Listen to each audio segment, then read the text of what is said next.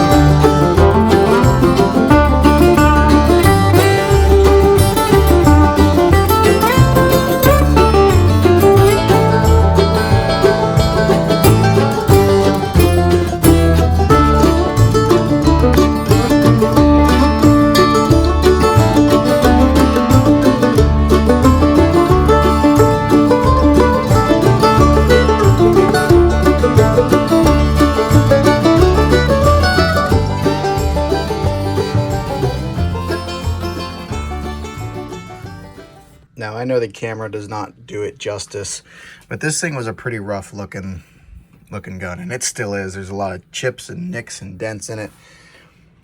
But that wax really pulled out some really pretty colors in this gun, especially up here in the handle. It just kind of made that handle shine and pop a little bit more. So once again, guys, if you want to check them out, York's Wax, Google them, or I'll put their link in the description below, and as well as an Amazon link if you want to go purchase it there.